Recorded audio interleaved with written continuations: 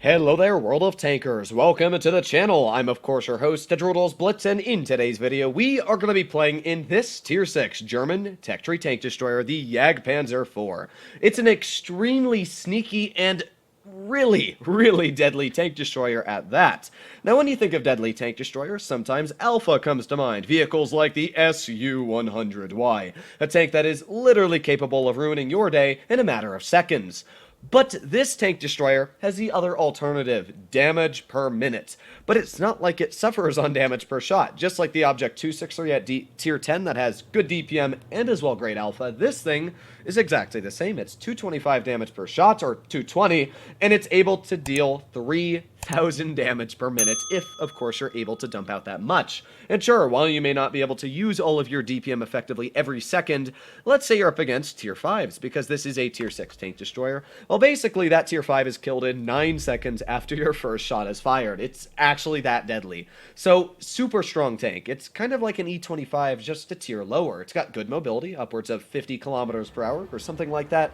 And, not to mention, the tank actually has somewhat okay armor. It's not going to bounce a lot of shells. Any tier 5 can cut through it. But it's not like a Nazorn or, the Sturmil where you're just buttering through it, or like the Panzer. Yeah, those tanks have no armor. This thing is not going to be HE-penned from the front, which is nice. Plus, with the E25-like camouflage rating, you can very easily sneak behind cover and not being detected. So let's do our job here. We're up against an ARL-44, very deadly tier 6 heavy tank. We've got the AT-8, another very deadly tank. Icebreaker, all their tier 6s are actually pretty strong. The tier 5s, they're okay. The BDR-G1B, it's got good alpha, but it's not going to stand much of a chance against my insane damage per minute. So we're going to see what we can do here. Let's push our way up on over here, being a little careful. There's a Wolverine, and boom! Okay, I guess not. We're going to shoot him in the turret and not do anything. Well, seems like he's just going to poke that, so you do you, dude.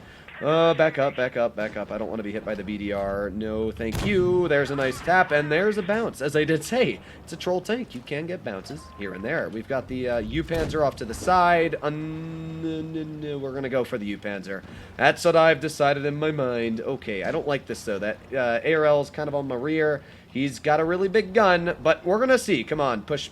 I'm making sure I'm staying behind that bunker so I don't get shot. And here we are, Mr. U-Panzer. How you doing there, pal? Okay, we did bounce that, but to be fair, on-the-move shots are not going to hit the most part. So there's one shell into the U-Panzer already. Let's go for our second. That is 500 hit points we've taken off of his vehicle so far. Let's go for a third. 600 hit points taken off of his tank. And let's load a premium round. Boom! He's taken out. Like, that is how quickly the tank erases tier 6 vehicles. We got that, but, oh, actually, we did manage to snap that shell in. Very surprising I was able to do that, but I'll take it. There's a nice shot into the ARL. We've got the anniversary tank over here. Boom! You're gone. And, well, we're doing okay, actually. We're getting shells out. I'm a little worried about that ARL, but for the most part, I don't know what his plan is, and that's good for me, I guess. But at the same time, I have to be very careful, because if he ends up poking this, I could end up dying. I'm going to go over this way. That guy obviously doesn't know where I've gone. My U-Panzer's kind of flanking, and I don't know how to help him. So I'm going to go to this side. I'm hoping that the BDR-G1B has tried to, yes, exactly do that, which is perfect for me, because basically he has just said, I want to die. He's gone. So there we go. That's one tank completely knocked out by our vehicle. We're already at 2,118 damage this game. We do have the rear of that AT. Oh, come on, back up. Please back up. Back up. No. Oh, and we've got the ARL on my side. That's really bad. All right, well, let's get one shell into the ARL. And, well, I don't know if we're going to be able to beat him, because clearly he is going to way outdamage me. But, you know what? We've gotten one shell in, and let's load a premium. No, sadly, we were not able to finish off the ARL. I just didn't have the hit points to do it. But, again, we brought what was a basic, very healthy tank. The ARL was at, what, about 700 hit points when he started fighting me, down to just a one-shot, which is insane to think about. Sadly, the U-Panzer here is, yeah, he's not the best, but I'm not going to complain. He's a tier 6 player. When you're in tier 6, you don't expect your teams to win all that much. Come on, U-Panzer, you can do it. You can do it. Come on. All right, make your bets. Will he be able to kill the ARL? I'm going to be honest, I'm going to say no. Yeah, that's a hard no. Yep.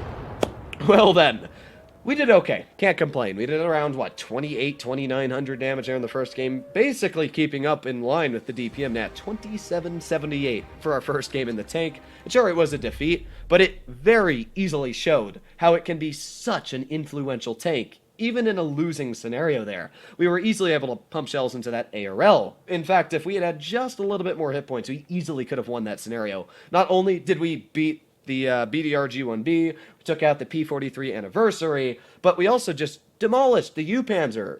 So, yeah, the gun is truly fantastic on the tank. But as you saw, it does have downsides. The biggest downside is the fact that its hit points aren't all that amazing, and yeah, that's really only the big downside that I can think of on the tank. But as well, because it doesn't have a lot of hit points and armor, as you saw, armor, you can get a bounce here and there, but don't expect it.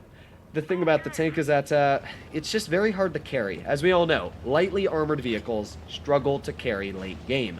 So while we did have that DPM going for us, the ARL did have the armor going for him, and even though we didn't, bounce him at all, I probably would have been able to do much better in an ARL actually in that game overall. Either way, it's a good battle to showcase what the tank can do. Here we are into the second game, Black Prince, Jagdpanzer, and a Tiger P. That's not fun, gonna be honest. That's the very, very anti of fun. In fact, if one of them pull around this corner, I am just ditching immediately. The issue is, I don't know if they're going this way, and I'm making a really aggressive move. I don't think they're over here. There's 4 tanks spotted off to that side of the map, and using my small brain, I have deducted that they should be off to there. So let's continue pushing. Now, the Black Prince has high DPM. I do need to be a little bit cautious of that tank, and wow, we ran right into the whole buttload of them, didn't we? Well, there's 2 shells into the Tiger P. Let's see if we can get a third out. Come on, reload, reload. There's 3 shells into the Tiger P, and let's back our way on up. Well, actually, I guess we're not going to be able to back up. But you know what? I'll take 4 shells into the Tiger P. That's pretty solid if I do say so myself. There's a shot into the Churchill gun carrier. Let's back up before he's able to get another one into me. Boom, there you go. Another tap. Like, even the Churchill gun carrier basically stands no chance in comparison to my DPM. He's already lost basically all of his health to me. And with that, I'm going to do the old fun trick. It's called turn my tank and drive. Goodbye. Nobody likes you. You're smelly. This take's quick, as we went over, about 40-ish kilometers per hour. So what that means is I should be able to just get out of that way and go over here.